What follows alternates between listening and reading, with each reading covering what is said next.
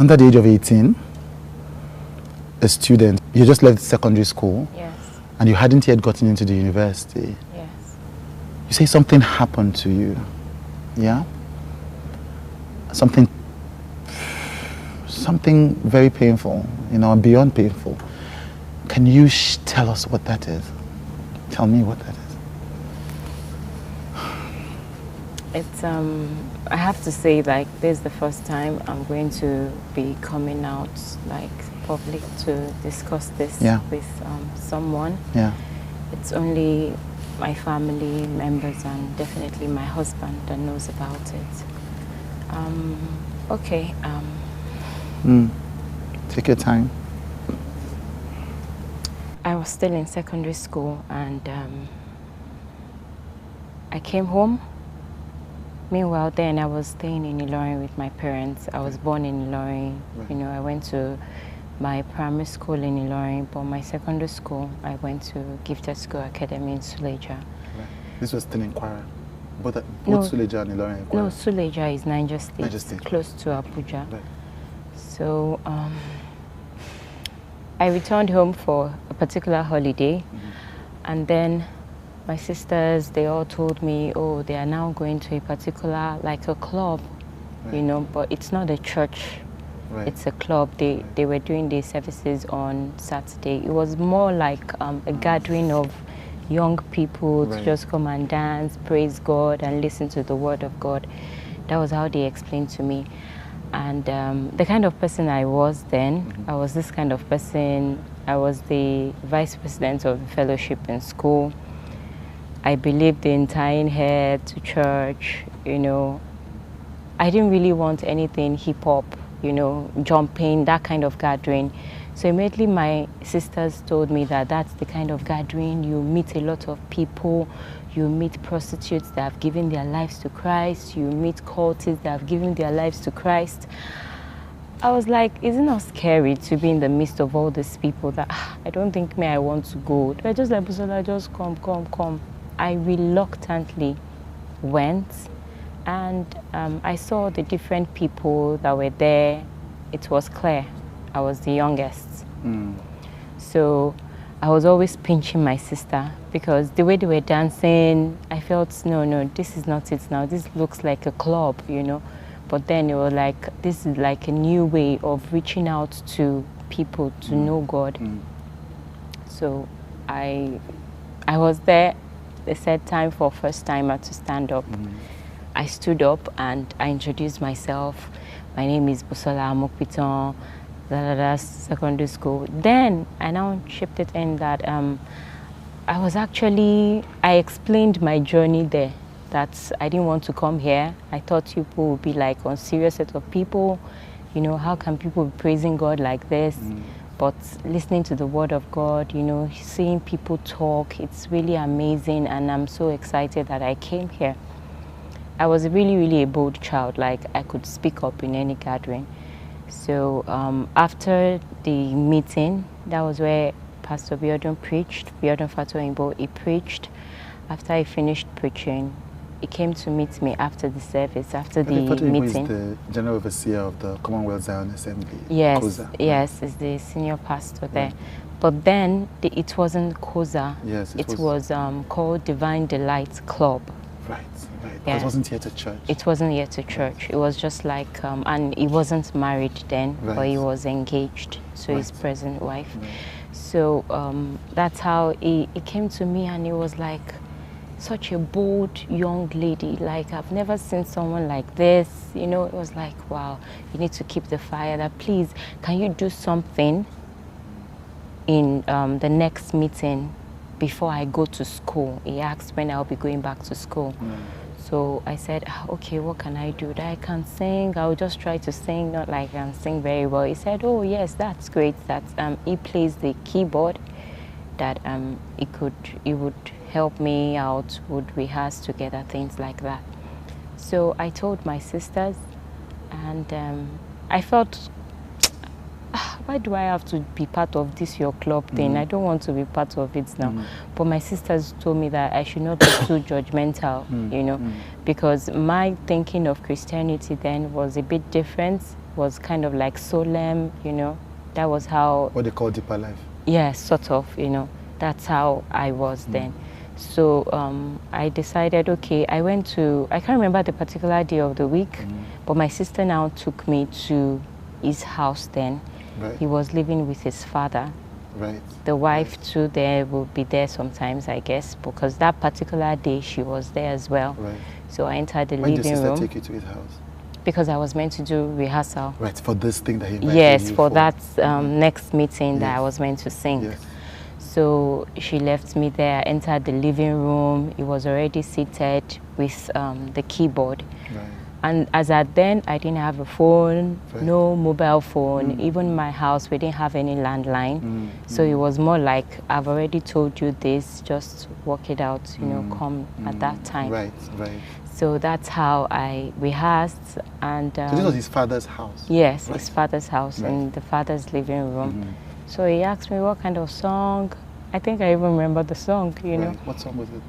I will serve you because I love you. You have given life to me, something like that. So I'm not a great singer. So I sang it my way, and then it was like, oh, great, rehearsed. I went back home. And the next meeting, I did the song. And as I was singing, someone came out to give his life to Christ. I got to realize the guy was actually even in cult, you know. So it was really a very touchy... Where did the person come out of? So from the congregation. So okay, like, so you went to his house, you did this rehearsal. Yes. Then you did the thing the next meeting. Yes. Right, I sang the next meeting. It wasn't a Sunday, it was a No, weekday. Saturday. Right, Saturday. It wasn't a Sunday service, just Saturday gathering, Saturday evening. So when you were singing, this person came to give his life to Yes, Christ. yes. So after the program, everybody, different people walked up to me that is like, you have that gift, that calling, just keep serving God, you know. Different people encouraged me. It was so clear to everyone that this girl, she's a very, very young girl, you know. So he walked up to me and he said, wow, just keep the fire burning. That's Biodun. Yes, right. That's Pastor Biodun. Yeah. He walked up to me and he said, keep the fire burning, that I'm going to give you books and cassettes as you're going back to school. Just be focused, don't listen to people, you know, things like that. And he gave me books. It wasn't on the spot there. Right. I don't remember whether he sent it down, but I got books from him and cassettes. It was cassettes then. Right. So audio cassettes. Right. So I took them back to school. I even showed my friends in school. I gave them the old gist about this new place that my sister took me to. And you know, that's how it was. And by the time I finished secondary school, I returned back to Ilorin. Right. And I was still contemplating, should I join this church? You were not still fully comfortable with it? Yes, yes. Because I went back to school. The kind of fellowship in school was totally different from what I experienced during the holiday.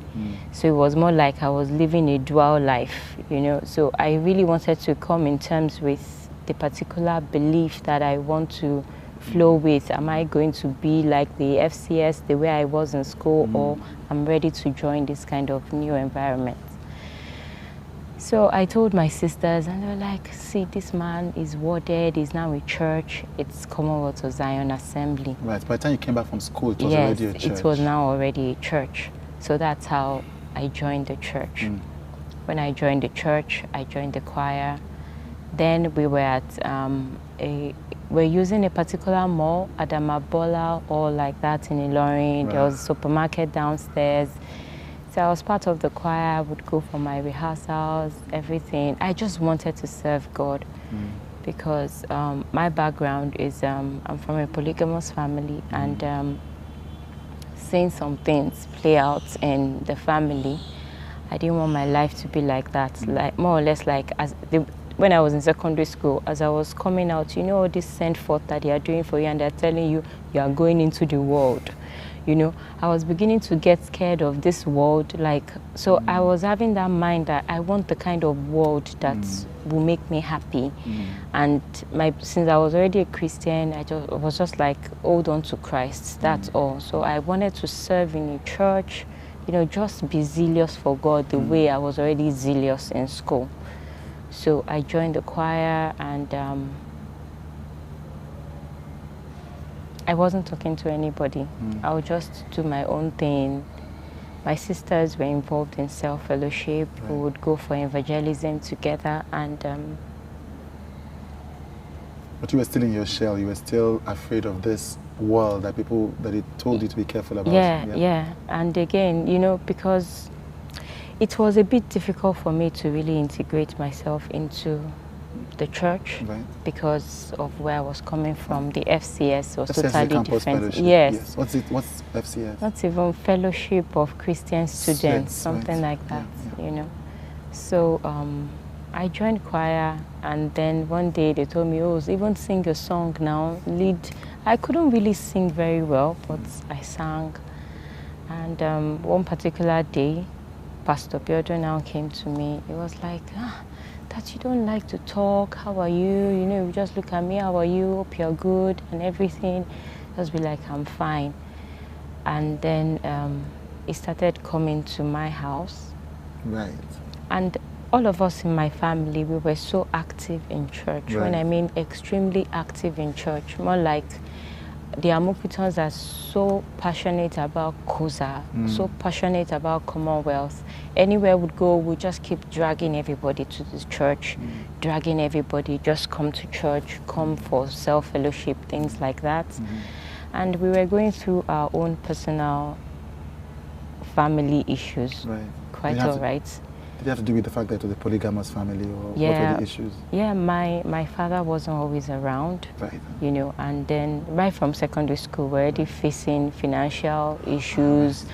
And while I was in secondary school, there were times I would go to school without provisions, but nobody knew. I was very good at coping with things. Not discussing with people, you know. I just needed to let me study well, come out of school, enter university, and get a good job. You know, I really wanted to be there for my mom in particular, because I just felt she had gone through a lot, you know, things like that. This particular time in church, he came to meet me. That's Pastor Biodun, and then he said, I noticed you're always all by yourself. So you came to meet you in church? Or yes, like after a fellowship. Like you're always all by yourself, things like that. Hope you're good, you know. So I said yes. So he said he was going to come to my house the next day. Had you ever done that before? No, no. So it was because he said he wanted to find, I guess, wanted to find out more about why you were quiet. Yes, he just wanted to sort of know more about me, things like that, because we were always going to church. I guess people sensed something was wrong, like in terms of family. Maybe we didn't even have money, things like that, but we never opened up to anyone. We would just take care of our own business. There were days we would go to church, no food, but then we'll go back home and sort out issues, you know. So the next day, he came to my house in the morning, and then my mom was in the kitchen.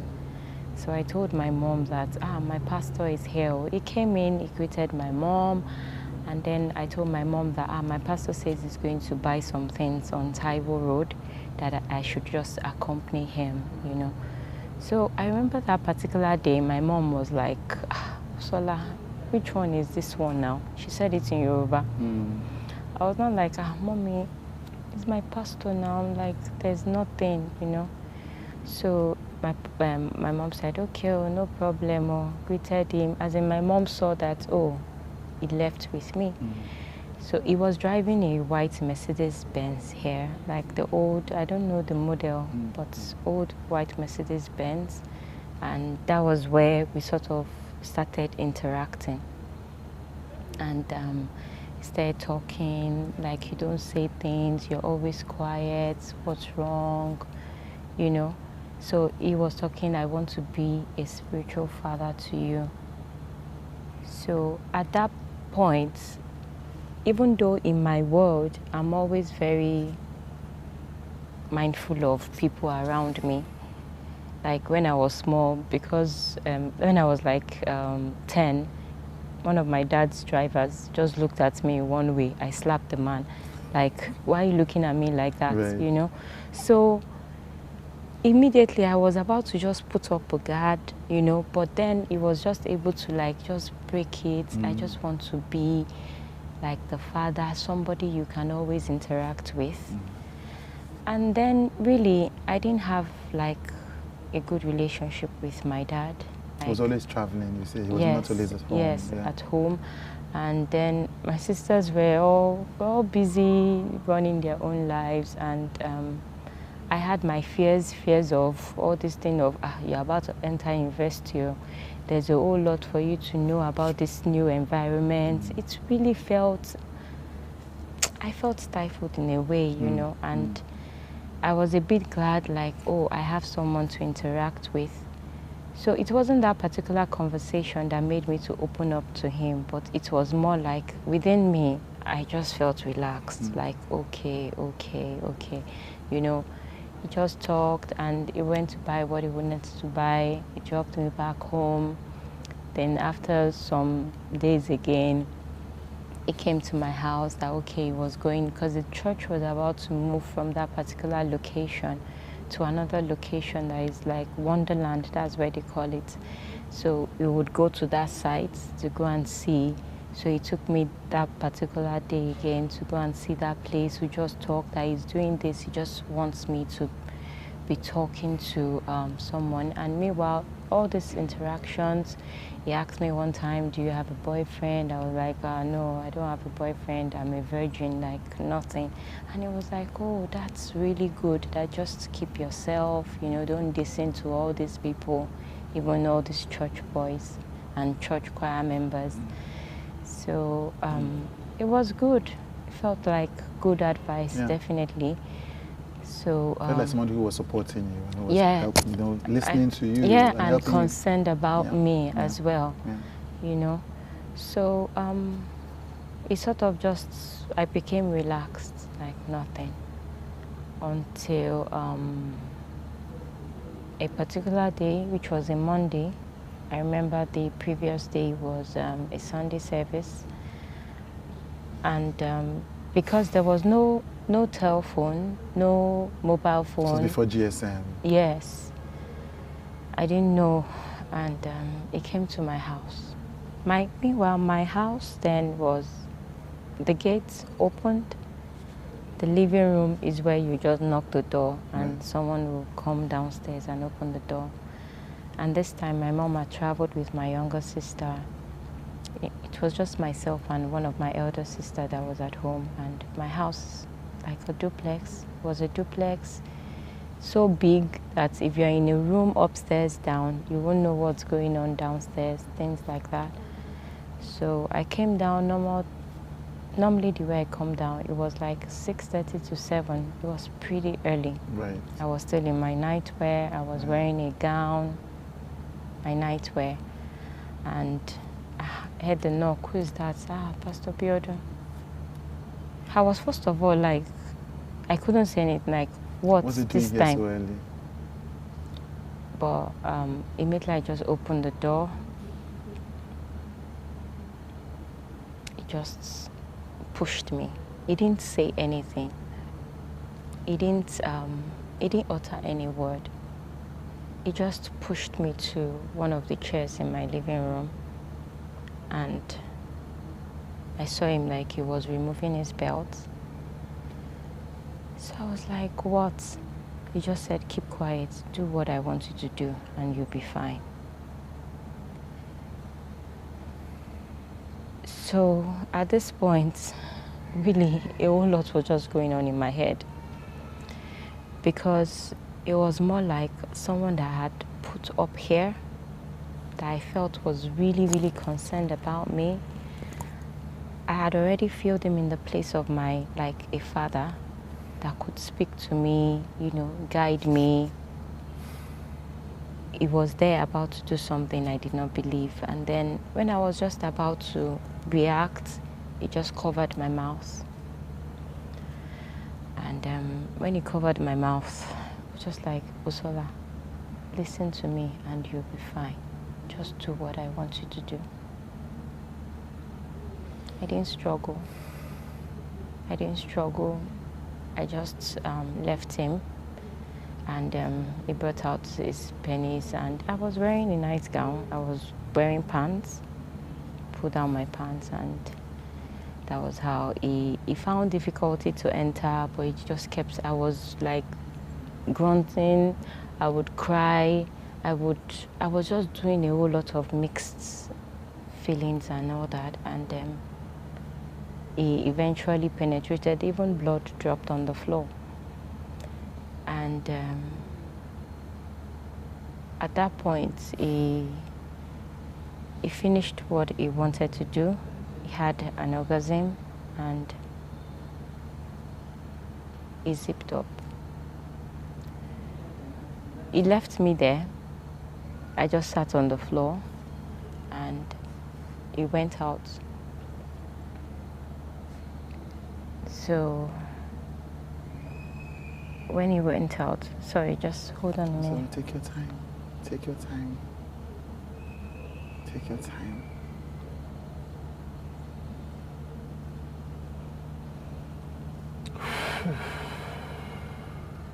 Because the thing, this particular time, as it looks like something that just happened, like an event, but a whole lot are damaged within me. As in, I don't even know how to define it. A whole lot. He entered his car. All I saw was he came back and he brought Crest. What is Crest? Toothpaste? No, a drink then. Mouthwash?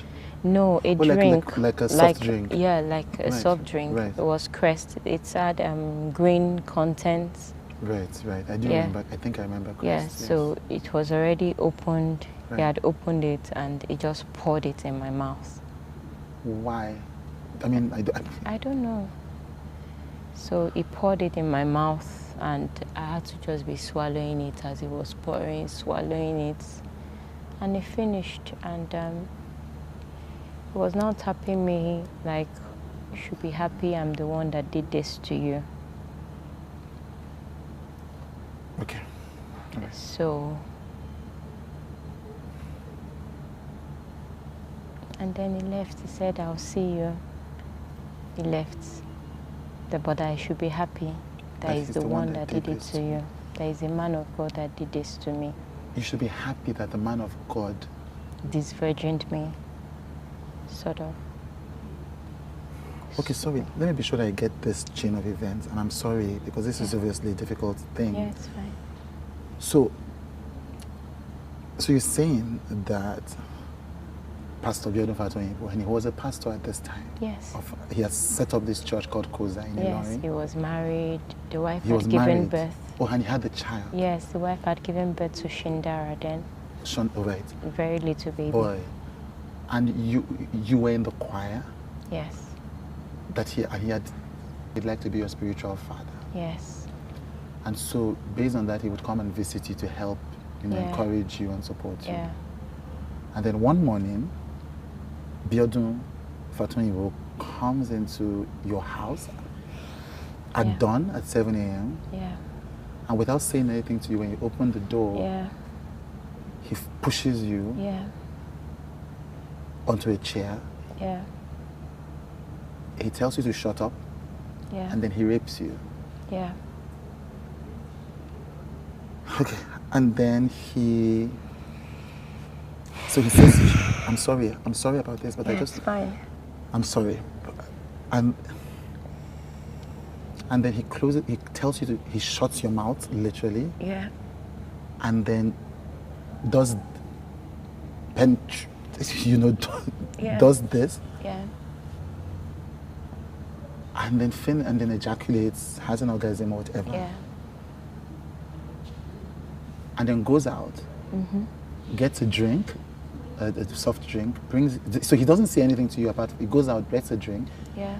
And you were so, according to you, were so overwhelmed, you couldn't even scream. You didn't even, you were overwhelmed. Yeah, it was, at some point, I raised my voice. Yeah. But when he told me, and again, at that point, when I joined the church then, and my sisters used to say, oh, he used to be part of a cult group, something,